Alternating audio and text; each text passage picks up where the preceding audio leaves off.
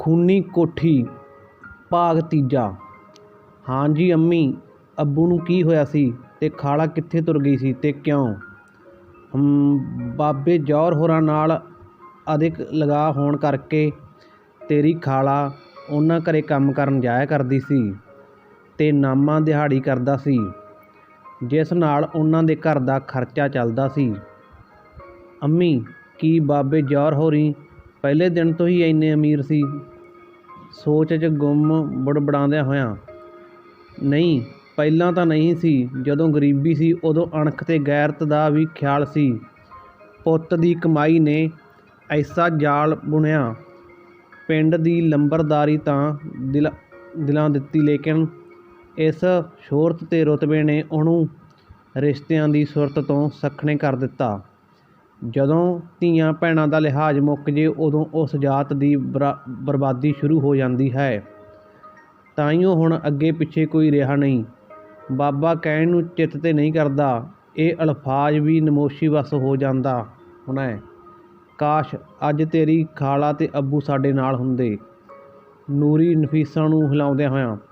ਅੰਮੀ ਅੰਮੀ ਕੀ ਅੰਮੀ, ਕੀ ਬੋਲੀ ਜਾਂਦੀ ਆ ਤੁਸੀਂ? ਕਿਉਂ ਨਮੋਸ਼ੀ? ਅੰਮੀ, ਇਹ ਜਿਹਾ ਕੀ ਹੋਇਆ ਸੀ? ਨਹੀਂ ਮੇਰੀ ਨੂਰੀ, ਕੁਝ ਨਹੀਂ। ਦੱਸੋ ਫਿਰ ਖਾਲਾ ਕਿੱਥੇ ਗਈ? ਖਾਲਾ ਇੱਕ ਦਫਾ ਉਹਨਾਂ ਘਰ ਕੰਮ ਕਰਨ ਗਈ ਸੀ ਤੇ ਮੁੜ ਘਰ ਪਰਤ ਕੇ ਨਹੀਂ ਆਈ। ਬਾਬਾ ਜੌਹਰ ਤੋਂ ਪਤਾ ਕੀਤਾ ਤਾਂ ਉਹਨਾਂ ਦੱਸਿਆ ਕਿ ਅਰੀਬਾਂ ਉਹਨਾਂ ਘਰ ਪਹੁੰਚੀ ਹੀ ਨਹੀਂ ਸੀ। ਮੈਂ ਤੇਰੇ ਅੱਬੂ ਤੇ ਚਾਚਾ ਨੂੰ ਉਹਦੀ ਹਰ ਜਗ੍ਹਾ ਖੋਜ ਕੀਤੀ, ਪਰ ਉਹਦਾ ਕਿਤੇ ਕੁਝ ਪਤਾ ਨਹੀਂ ਚੱਲਿਆ ਸੀ। ਬਾਬੇ ਜੌਹਰ ਦਾ ਕਹਿਣਾ ਸੀ ਕਿ ਉਹਨੇ ਅਰੀਬਾਂ ਨੂੰ ਕਿਸੇ ਨਾਲ ਗੁਪਤ ਰੂਪ ਵਿੱਚ ਗੱਲ ਕਰਦੇ ਵੇਖਿਆ ਸੀ ਤੇ ਉਹਨੇ ਅਰੀਬਾਂ ਨੂੰ ਸਮਝਾਇਆ ਵੀ ਸੀ। ਯਕੀਨਨ ਉਹ ਉਹਦੇ ਨਾਲ ਹੀ ਕਿਤੇ ਚਲੀ ਗਈ ਹੋਣੀ ਆ। ਅੰਮੀ, ਕੀ ਤੁਹਾਨੂੰ ਵੀ ਇਹੀ ਲੱਗਦਾ ਸੀ? ਉਹਨਾਂ ਨੇ ਕਿਹਾ ਤੇ ਤੁਸੀਂ ਮੰਨ ਲਿਆ? ਨਹੀਂ, ਮੇਰੀ ਭੈਣ ਇਹੋ ਜਿਹਾ ਬੇਆਬਰੂ ਤੇ ਜਲੀਲ ਕਦਮ ਨਹੀਂ ਉਠਾ ਸਕਦੀ, ਪਰ ਉਹਦਾ ਕਿਤੇ ਕੁਝ ਪਤਾ ਵੀ ਤਾਂ ਨਹੀਂ ਸੀ ਲੱਗਿਆ।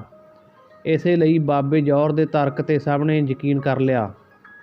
ਤੇ ਅੱਬੂ, ਉਹਨਾਂ ਨੂੰ ਕੀ ਹੋਇਆ ਸੀ? ਫਿਰ ਅਸੀਫਾ ਆਪਣੀ ਹੀ ਸੁਰਤ 'ਚ ਗੁੰਮ ਹੋਈ।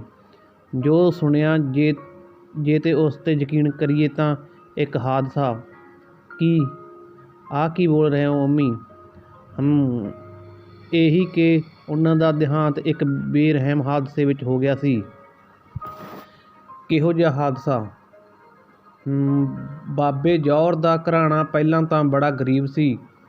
ਉਸ ਦੀ ਘਰ ਵਾਲੀ ਦਾ ਦੇਹਾਂਤ ਛੋਟੇ ਪੁੱਤ ਫਤਿਹ ਦੇ ਜਨਮ ਸਮੇਂ ਹੀ ਹੋ ਗਿਆ ਸੀ। ਸਭ ਤੋਂ ਬੜਾ ਪੁੱਤ ਕਰਮਾ ਤੇ ਵਿਚਕਾਰਲੀ ਧੀ ਰੂਹੀ ਸੀ। ਜਦੋਂ ਫਤਿਹ 25-26 ਵਰ੍ਹਿਆਂ ਦਾ ਹੋਇਆ, ਬਾਬੇ ਜੌਹਰ ਨੇ ਜ਼ਮੀਨ ਤੇ ਕਰਜ਼ਾ ਚੁੱਕ ਕੇ ਤੇ ਯਾਰਾਂ ਦੋਸਤਾਂ ਤੋਂ ਉਧਾਰ ਫੜ ਕੇ ਉਹਨੂੰ ਇੰਗਲੈਂਡ ਘੱਲ ਦਿੱਤਾ। ਪਰ ਹੈਰਾਨੀ ਇਹ ਹੋਈ ਕਿ ਉਹਦੇ ਗਏ ਨੂੰ ਅਜੇ ਸਾਲ ਵੀ ਨਹੀਂ ਸੀ ਹੋਇਆ, ਉਹਨੇ ਇੰਨੇ ਪੈਸੇ ਭੇਜਣੇ ਸ਼ੁਰੂ ਕਰ ਦਿੱਤੇ ਕਿ ਬਾਬੇ ਜੌਹਰ ਦਾ ਸਾਰਾ ਕਰਜ਼ਾ ਉਤਾਰ ਦਿੱਤਾ। ਇੱਥੋਂ ਤੱਕ ਕਿ ਉਹਨੇ ਕੋਠੀ ਵੀ ਧਰ ਲਈ।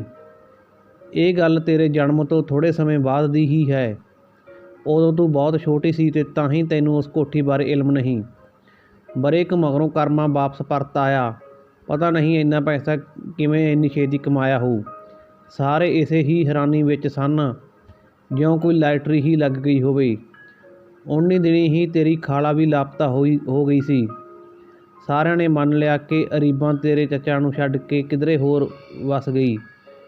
ਨੂਰੀ ਗੱਲ ਨੂੰ ਵਿੱਚੋਂ ਹੀ ਟੋਕਦੀ ਹੋਈ। ਤੇ ਤੁਸੀਂ ਅੰਮੀ, ਤੁਸੀਂ ਵੀ ਮੰਨ ਗਏ? ਮੇਰੇ ਚਿੱਤ ਨੇ ਕਦੇ ਇਹ ਸਵੀਕਾਰਿਆ ਹੀ ਨਹੀਂ ਕਿ ਅਰੀਬਾਂ ਇਹੋ ਜਿਹੀ ਬੇਹਯਾ ਭਰੀ ਸੋਚ ਵੀ ਰੱਖ ਸਕਦੀ ਆ। ਤੇ ਅੱਬੂ, ਤੁਸੀਂ ਉਹਨਾਂ ਬਾਰੇ ਦੱਸਦੇ ਹੀ ਨਹੀਂ। ਹਾਂ, ਉਦੋਂ ਤੇਰੇ ਅੱਬੂ ਬਾਬੇ ਜੌਹਰ ਦੇ ਘਰ ਰਾਜ ਮਿਸਤਰੀ ਨਾਲ ਦਿਹਾੜੀ 'ਤੇ ਕੰਮ ਕਰਦੇ ਸਨ। ਇੱਕ ਦਿਨ ਉਹ ਦੁਪਹਿਰ ਨੂੰ ਕੰਮ ਤੋਂ ਰੋਟੀ ਖਾਣ ਖਾਤਰ ਘਰ ਆਏ ਤਾਂ ਕੁਝ ਬੇਤਾਬ ਸਨ। ਮੈਂ ਪੁੱਛਣ ਦੇ ਬੇਹੱਦ ਯਤਨ ਕੀਤੇ, ਲੇਕਿਨ ਉਹਨਾਂ ਨੇ ਚੁੱਪੀ ਪਹਿਨ ਰੱਖੀ ਹੋਈ ਸੀ। ਰੋਟੀ ਵੀ ਮਾਸਾ ਕੁ ਹੀ ਖਾਧੀ, ਉਹ ਵੀ ਜਿਵੇਂ ਸੰਗ ਹੇਠੋਂ ਨਾ ਉਤਰੀ ਹੋਵੇ। ਖਾਮੋਸ਼ ਜਿਹੇ ਸੀ ਤੇਰੇ ਅੱਬੂ।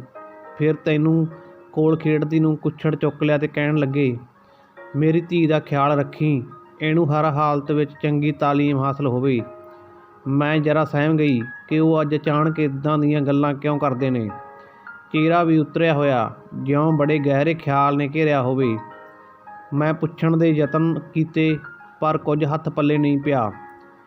ਫਿਰ ਮੈਂ ਉਹਨਾਂ ਨੂੰ ਵਾਪਸ ਕੰਮ 'ਤੇ ਜਾਣ ਤੋਂ ਵੀ ਵਰਜਿਆ ਸੀ ਕਿ ਇੰਨੇ ਤਣਾਅ ਵਿੱਚ ਕਿਤੇ ਨਾ ਜਾਣ, ਪਰ ਉਹ ਮੇਰਾ ਪੱਖ ਅਣਸੁਣਿਆ ਕਰਦਿਆਂ ਕਹਿਣ ਲੱਗੇ, ਨਹੀਂ ਨਫੀਸਾ, ਅੱਜ ਤੇ ਜ਼ਰੂਰ ਜਾਵਾਂਗਾ, ਬਹੁਤ ਕੰਮ ਏ ਕਰਨ ਵਾਲਾ, ਕੰਮ ਚੋਖਾ ਤੇ ਸਮਾਂ ਘੱਟ। ਮੈਨੂੰ ਉਲਫਤ ਭਰੀ ਨਜ਼ਰ ਨਾਲ ਤੱਕਦਿਆਂ ਤੇਰੇ ਸਿਰ ਉੱਤੇ ਹੱਥ ਧਰਦਿਆਂ ਕਿਹਾ, ਇੱਕ ਧੀ ਨੂੰ ਇਨਸਾਫ ਦਿਵਾਉਣਾ ਏ, ਅੱਜ ਨਹੀਂ ਗਿਆ ਤੇ ਕਈ ਲਾਜ਼ਮੀ ਕੰਮ ਅਧੂਰੇ ਰਹਿ ਜਾਣੇ ਨੇ। ਚੱਲ ਚੰਗਾ, ਮੈਂ ਆਉਂਦਾ ਵਾਂ, ਜੇ ਰਤਾ ਕਵੇਲਾ ਹੋ ਗਿਆ ਤੇ ਫਿਕਰ ਨਾ ਕਰੀ, ਕੰਮ ਬੇਹਿਸਾਬ ਆ। ਇੰਨਾ ਕਹਿ ਕੇ ਉਹ ਚਲੇ ਗਏ। ਮੈਨੂੰ ਉਹਨਾਂ ਦੇ ਕੁਝ ਅਲਫਾਜ਼ ਸਮਝ ਨਹੀਂ ਪਏ ਕਿ ਆਖਰ ਇਹਨੂੰ ਇਨਸਾਫ ਦਿਵਾਉਣ ਦੀਆਂ ਪਹਿਲੀਆਂ ਜਿਹੀਆਂ ਪਾਈ ਉੱਥੋਂ ਚਲੇ ਗਏ। ਸਹਿਜੇ ਸਹਿਜੇ ਦਿਨ ਢਲ ਰਿਹਾ ਸੀ। ਹਨੇਰੇ ਨੇ ਪੈਰ ਪਸਾਰਨੇ ਸ਼ੁਰੂ ਕਰ ਦਿੱਤੇ। ਮੇਰਾ ਧਿਆਨ ਤਾਂ ਬੂਹੇ ਵੱਲ ਹੀ ਸੀ ਕਿ ਕਦੋਂ ਤੇਰੇ ਅੱਬੂ ਆਉਣਗੇ। ਦਿਲ ਬਾਹਲਾ ਡਰ ਰਿਹਾ ਸੀ। ਇੰਜ ਪ੍ਰਤੀਤ ਹੋ ਰਿਹਾ ਸੀ ਜਿਵੇਂ ਕੋਈ ਨਾ ਸਮੇਟ ਹੋਣ ਵਾਲੀ ਪੀੜ ਮੇਰੇ ਵੱਲ ਬਾਹਾਂ ਫੈਲਾਈ ਖੜੀ ਹੋਵੇ। ਮੁੜ ਮੁੜ ਮੰਦੇ ਖਿਆਲ ਆ ਰਹੇ ਸਨ। ਉੱਤੋਂ ਤੇਰੇ ਅੱਬੂ ਦੀਆਂ ਗੱਲਾਂ ਮੇਰੇ ਜ਼ਿਹਨ ਨੂੰ ਜਕੜ ਬੈਠੀਆਂ ਸਨ। ਹਨੇਰਾ ਕਾਫੀ ਹੋ ਗਿਆ। ਮੌਸਮ ਵੀ ਮੰਦਾ ਹੁੰਦਾ ਜਾਪਦਾ ਸੀ। ਇੰਨੀ ਹਨੇਰੀ ਜਿਵੇਂ ਮੈਨੂੰ ਹੀ ਕੋਈ ਸੰਕੇਤ ਦੇਣ ਆਈ ਹੋਵੇ। ਲੱਗਦਾ ਸੀ ਕੁਝ ਸਮਝਾਉਣ ਦਾ ਯਤਨ ਕਰ ਰਹੀ ਹੋਵੇ ਤੇ ਤੂੰ ਰੋ ਰੋ ਕੇ ਬੁਰਾ ਹਾਲ ਕੀਤਾ ਹੋਇਆ ਸੀ। ਕਦੀ ਮਨ ਆਵੇ ਕੋਠੀ ਨੂੰ ਚਲੀ ਜਾਵਾਂ, ਆਪ ਹੀ ਜਾ ਕੇ ਤੇਰੇ ਅੱਬੂ ਨੂੰ ਲੈ ਆਵਾਂ। ਫਿਰ ਸੋਚਦੀ, ਤੈਨੂੰ ਇੰਨੀ ਹਨੇਰੀ ਵਿੱਚ ਨਾਲ ਵੀ ਨਹੀਂ ਲੈ ਕੇ ਜਾ ਸਕਦੀ ਤੇ ਛੱਡ ਕੇ ਵੀ ਨਹੀਂ ਜਾ ਸਕਦੀ।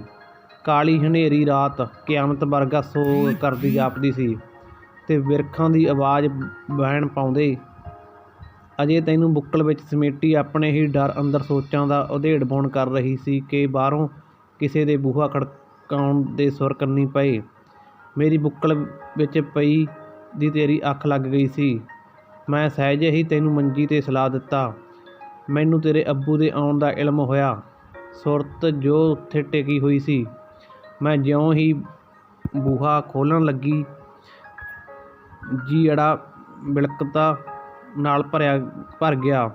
ਹੱਥ ਬੂਹਾ ਖੋਲ੍ਹਣ ਤੋਂ ਇਨਕਾਰ ਕਰਨ ਲੱਗੇ। ਮੈਂ ਹਿੰਮਤ ਦਾ ਲੱਪ ਭਰ ਜਿਉਂ ਹੀ ਬੂਹਾ ਖੋਲ੍ਹਿਆ